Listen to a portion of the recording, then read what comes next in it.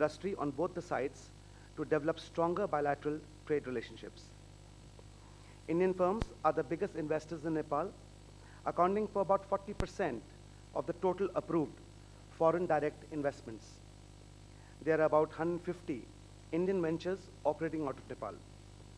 They are engaged in manufacturing services like banking, insurance, dry port, education, and telecom, power sector, and tourism industries.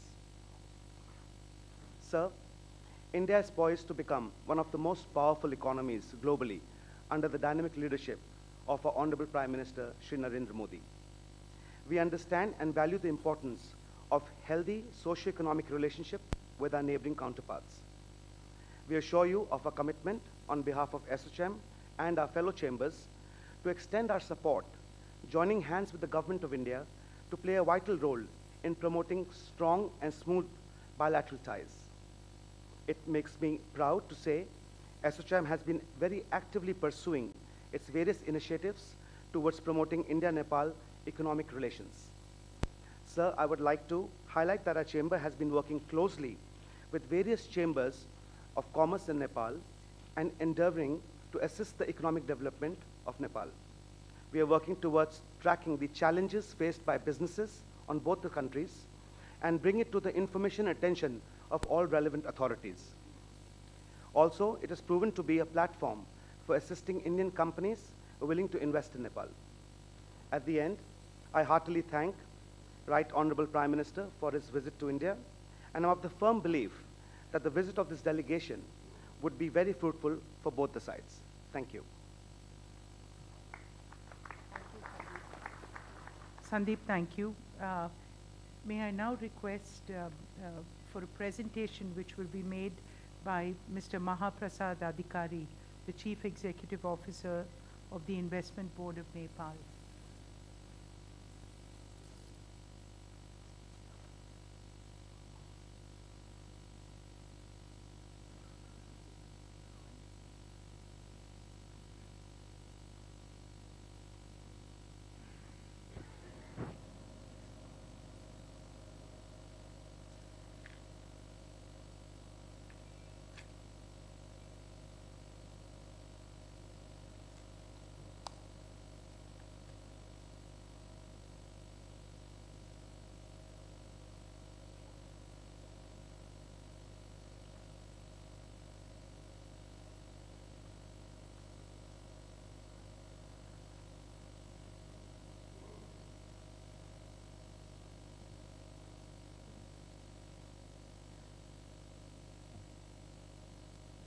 Excellency, Right Honorable Prime Minister of Nepal, Honorable Minister,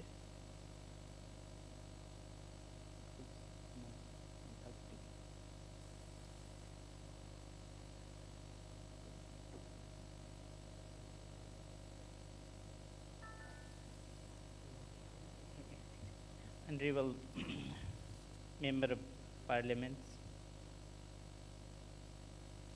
Excellencies, President, Chairman, former Excellencies of the Business Federation,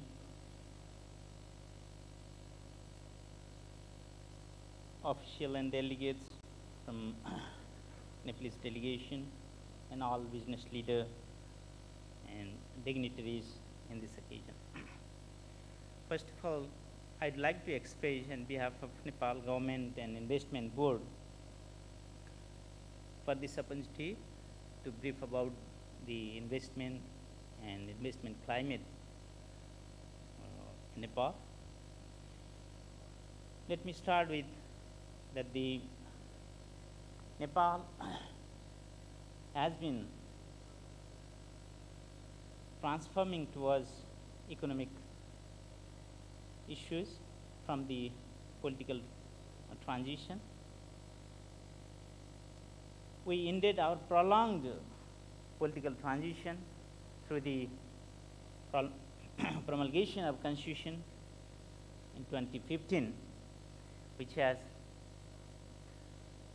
ensured many of the values, freedom, and the inclusiveness. Now Nepal became a federal democratic republic. We have the political consensus with respect to economic agenda and also with respect to foreign direct investment. Now we gain political stability through the current year's conclusion of the election of all three layers of the government. With regard to investment, Nepal has opened its most of the sector for investment in almost 100%, except few areas. India is, on a cumulative basis, is one of the main contributor for the investment in Nepal. The South Asia, which is receiving around 3% of the global investment, out of that, Nepal's stake is, it seems, very nominal, but relatively compared to earlier year, last year is the year where we had received 106 million US dollar in terms of investment. The growth in this current year is significant compared to last year. With regard to investor, we do have some internal challenges, but for the investor, the debt to GDP ratio, the comfort in respect to the foreign exchange reserve we have, and the growth we got last year is very encouraging. So the financially, the economic facts are favorable to the investor. Nepal, we have got some credentials. We have the ratings like third in the South Asia, much favorable business climate in South Asia. We used to be second, that the last year we need to congratulate India that the dramatic shift on the doing business. At the same time, we are fourth on the most competitive economy in South Asia. We are also acknowledged by the TripAdvisor and World of Wonder Plus that we are out of 25 best destinations in the world. Likewise, we have the trade treaty with India for the duty-free markets, and also we have the trade treaty with China for more than 8,000 commodities. We have also the law allowing duty-free exchange of Nepalese goods in the US for around 66 commodities, which is not available for other countries. Nepal government has taken its goal and aspired to become a developing country by 2022. At the same time, we have also the target to become a middle income country by 2030. And also we have the target to achieve 16 SDGs goals out of 17 by 2030.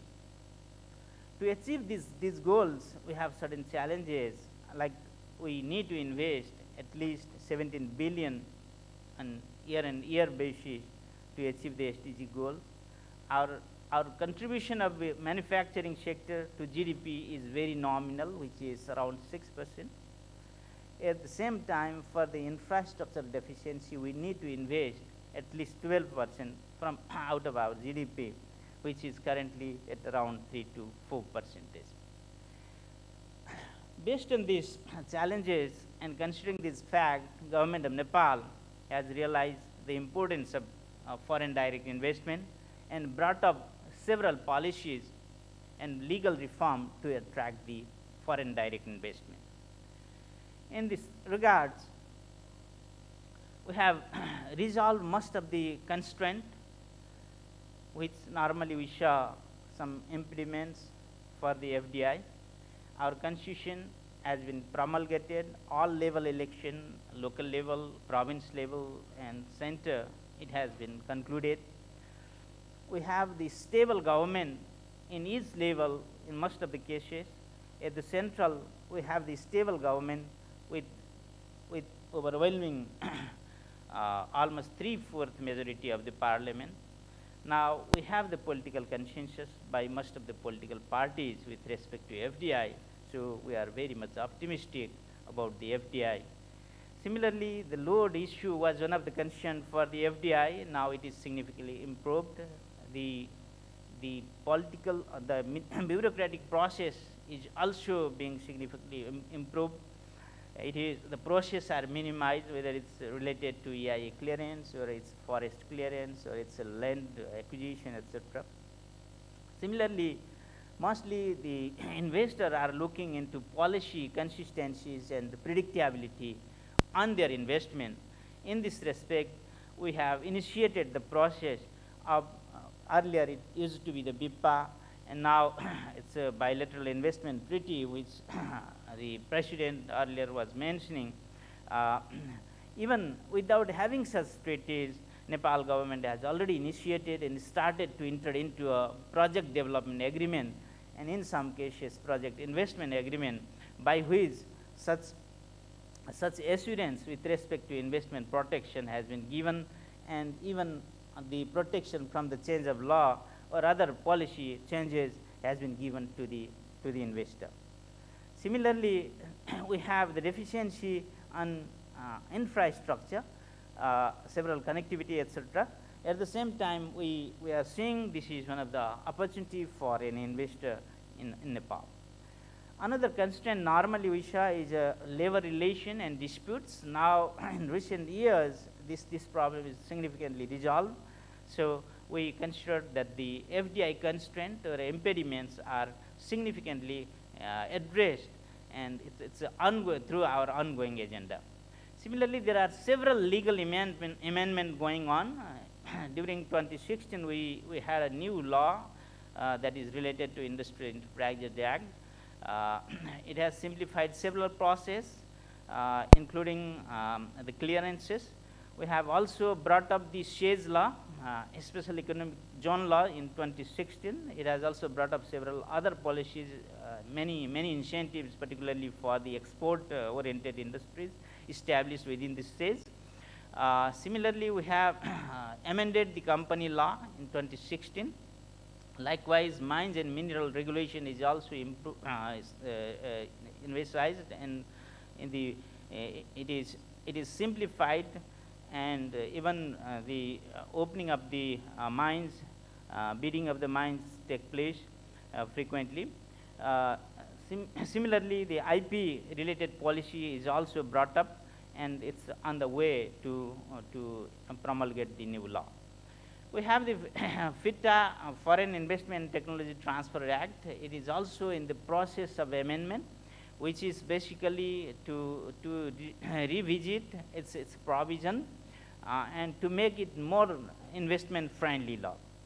We have also the Investment Board Act, which is also facilitating the investor from the beginning to operation to the exit. It is also, we are planning for the revisit for further facilitation to the investor.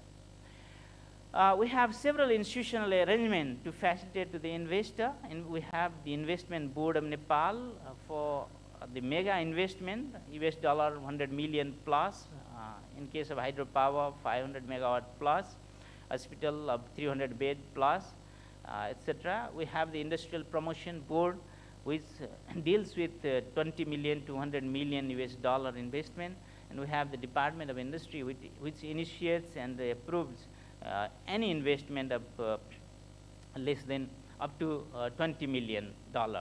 These agencies are totally focused and dedicated for the investment promotion and facilitation to the investor. We have, as I mentioned earlier, we have started the process of signing the agreement called PDA and PIA. Even without having the bilateral treaty between two countries, the agreement between Nepal government and the investor that protects in many respects to the investor through this PDA. We signed two PDA related to related to the hydropower. Both the investor are from India, one for Upper Karnali, which is being developed by the GMR, and another one is Arun 3, which is being developed by the SJBN India. And also we signed some other PIA for cement, as well as we initialized some PIA for solid waste management, and also for the another cement industry. This document is normally approved by the cabinet, and many protection measures, including change in law, non-discrimination, non-nationalization, are assured through this document. Some of the mega projects we are having investment are Arun 3 with the 104 billion Nepalese rupee, almost $1 billion. It has huge contribution. The construction is almost, the progress is very encouraging. Similarly, we have Upper Karnali. Its progress is also encouraging. The developer is trying to resolve its issue related to financial closure. We have also initialized with respect to this Kathmandu Valley solid waste management related PDA, and also we have entered into PIA with the Wangshi Shivam Cement, whose investment is around 36 billion Nepalese rupee, and the production per day is 6,000 ton at the first phase and 12,000 ton in the second phase. No need to mention about the Nepal-India relation. It's a historic one. Several respects we have the treaties, agreements between us, the BIPA, which is awaiting endorsement, but now the proposal is related to BIT. It's under consideration and under discussion. With respect to economic aspect, the Nepal's export to India is last year it was 402 million US dollar. If you see the import, it is more than $6,000, and the trade imbalances is more than $5,000. So any investment in Nepal, basically on manufacturing or whether this series, it will help to minimize these trade imbalances. The currency, which used to be one of the key risks for foreign investor, it is one of the best benefit for the investor from India. That currency, Nepalese currency, is pegged with the Indian INR. Visa no required for whether it's Nepalese or Indian citizen. India is the highest contributor in cumulative basis for FDI. Yeah, we have the similarity in many respects, so that the relation is not, we cannot limit in any respect. We have some of the success stories about the Indian investment in Nepal. We have insurgency. We had insurgency for several years, but even during those time, those investors from India has managed to have a reasonable return in Nepalese presence, in their presence in Nepal.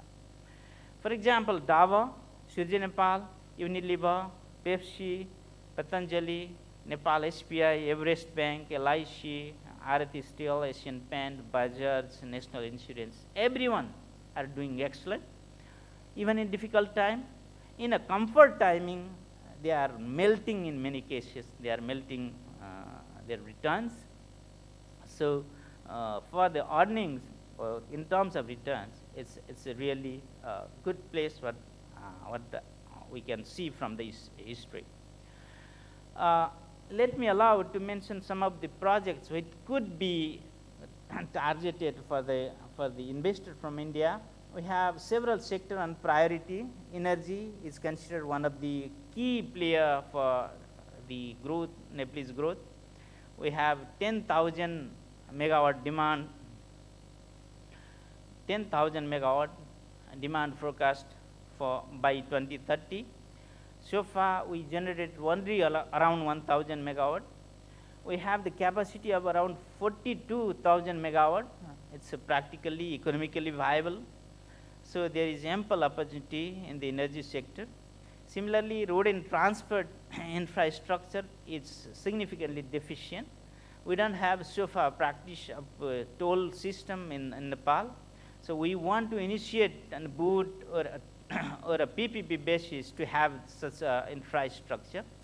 Tourism, Nepal, we have several areas under the tourism sector, like hotel, aviation, religious tourism, etc. Agriculture, we have more than 70% of the livelihood based on the agriculture. It needs to be more commercialized. Similarly, we have the opportunity with respect to this health, education, and the ICT also. The penetration, if we see, is almost more than 60% of the total population on the internet, and more than 100% on the mobile cell phone. So there is huge opportunity with respect to every sector in Nepal. Some of the industry that we can establish and we are under consideration are a glass industry, which can be established in Nepal. Similarly, we are also thinking about the SEZ, cross-border SEZ, industrial zone and warehouses. Our industries, the business people are come across several problems basically on logistic facilities. So this can be established even through the private initiation and the PPP model. We are also expecting some industry related to vehicles. Particularly, we will have a spillover energy after few years through the hydropower, and even solar are also very much interest are showing. So electrical vehicle manufacturing would be one of the another important areas of interest. Likewise, food processing, considering the consumption habit of the Nepalese population as well as neighboring market, food processing industry could be another targeted industry or investment from India. Likewise, hydropower and tourism also some of the very important areas of investment. For the tourism, recently we have, based on this federalism, we have 7 provinces. We have around dozen of 5-star hotels so far, which are basically based on Kathmandu and Pokhara, only 2 provinces. Now, some of the new hotels are being established in other provinces as well. But there is a chances and ample opportunity to have at least 1 5-star hotel in each provinces. So there is huge opportunities. Likewise, we have these this opportunity for resorts, ski resorts, cable cars in several places like Pativara, Muktinath, Pokhara, Vedetar, etc. It's not limited. It's only for the references. You can find the places, and you can even business people can submit on unsolicited basis for the investment. Transportation is another area. For example, we have planned for the 2nd international airport since long. It is essential and under our priority, which is we call it as one of the priority national pride project as well. We have the plan for the metro rail in Kathmandu, monorail in several other places like Biratnagar, Tari, Dharan, etc. Tunnel ways, as well as fast track tollways like Kesna, Everest, Base Camp, etc.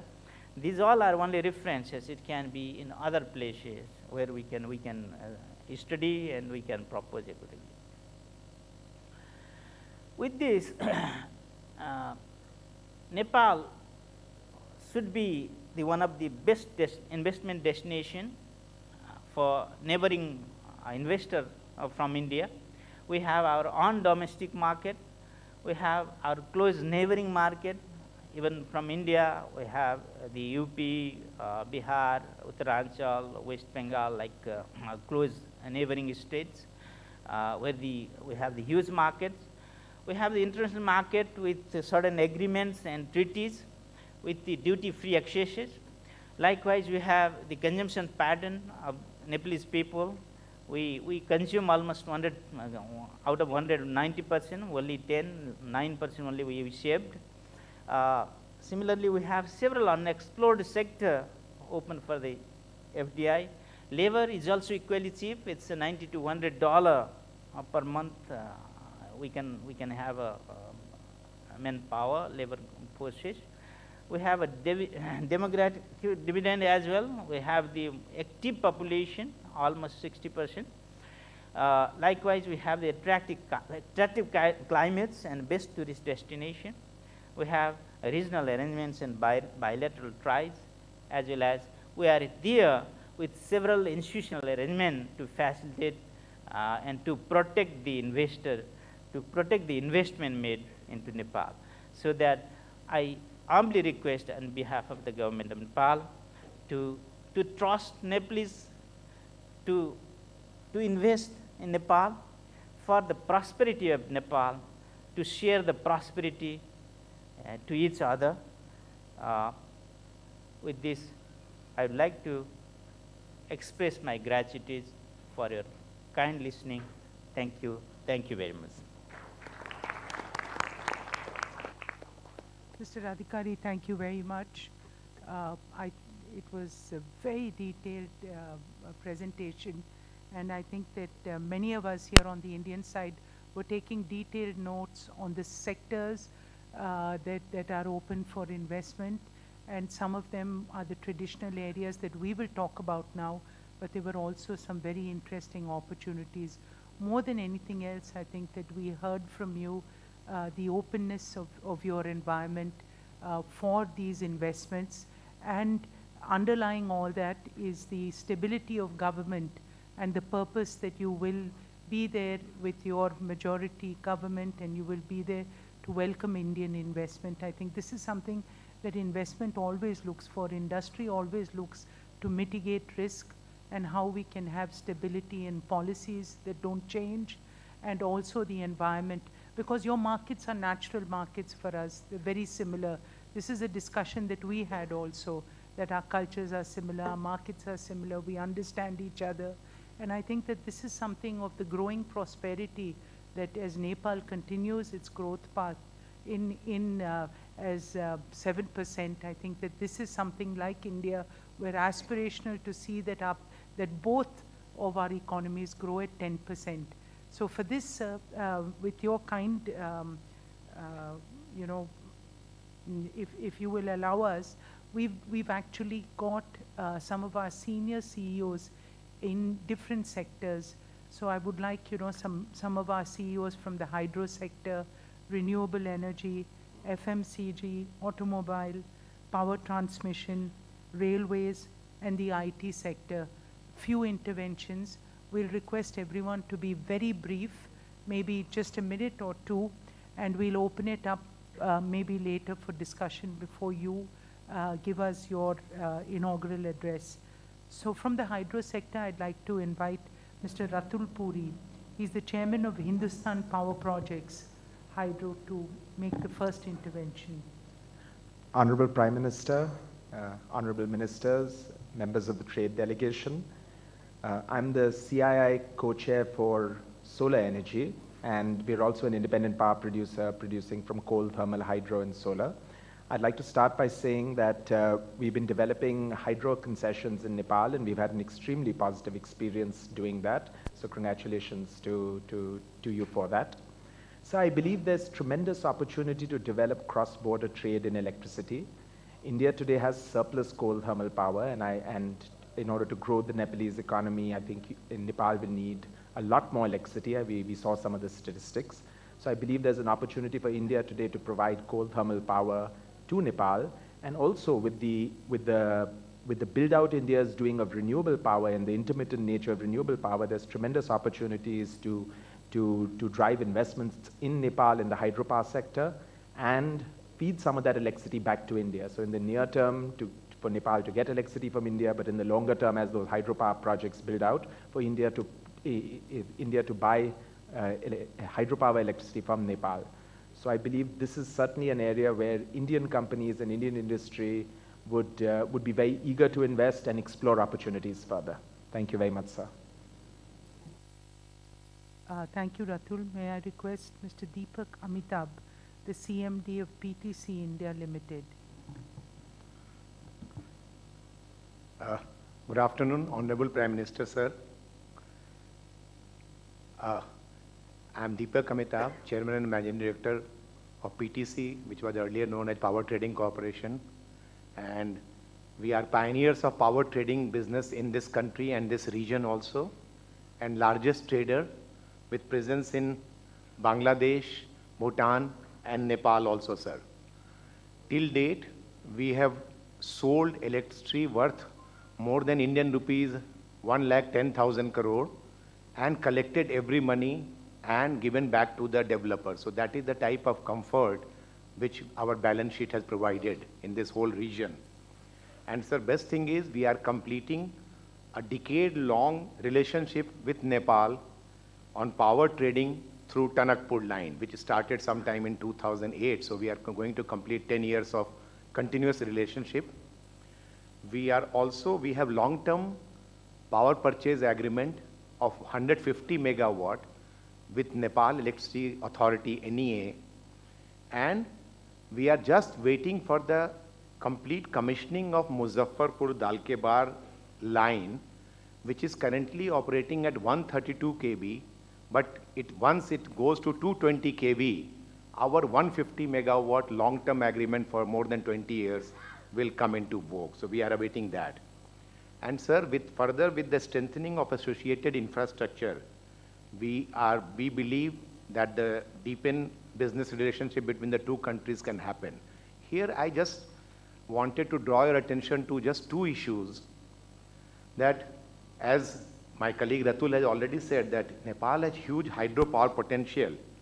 Much of it is still untapped. And I was very happy when in the presentation when they said that by 2030 now a target of 10,000 megawatt actual has been accepted from the Nepal side. That is a wonderful news to us, because ultimately India is a big consumer demand hungry market.